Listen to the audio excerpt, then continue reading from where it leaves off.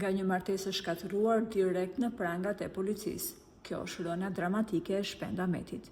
Gjithçka filloi me rënimin në heshtje të jetës së tij private. Ndarja përfundimtare nga gruaja e tij e parë ishte vetëm goditja e parë e një krisje të pakthyeshme që paralajmëroi fundin e një epoke.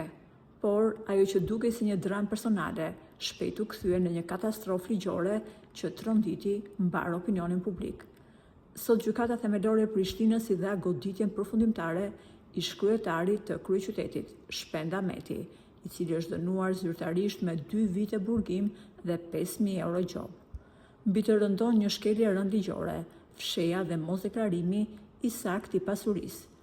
Drejtësia zbuloi se ai mbajti të fshehur rreth 173.000 euro në llogarinë e tij personale dhe të nënës së tij.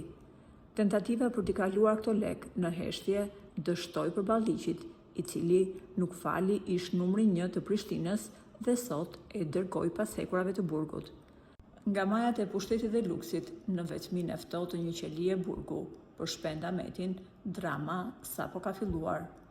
Por në këtë situatë ka reaguar dhe një qytetar nga Kosova, i cili ka publikuar një informacion që ka tronditur jo pak veta. Ai në rrjetet sociale shkroi: Shpenda Meti ka disa padrejtësi që nuk harrohen dhe Zoti t'i kthen mbrapsht. Kur mami im në mandatin tënd u diagnostikua me një sëmundje të pashërueshme, ti e flake nga puna pas një lloj motivacioni. Arsyeja e vetme, ajo diagnozë që na tronditi si familje.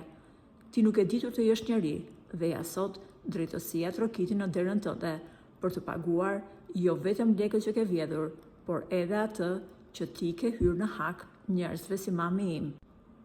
Sikur mos i mjaftonin probleme shëndetësore mamit, ti e flake atë në rrugë dhe e le të pa punë në kohën që ajo kishte më shumë nevojë për mbështetje. Mos harro Shpend, Zoti shikon, vonon, por nuk harron.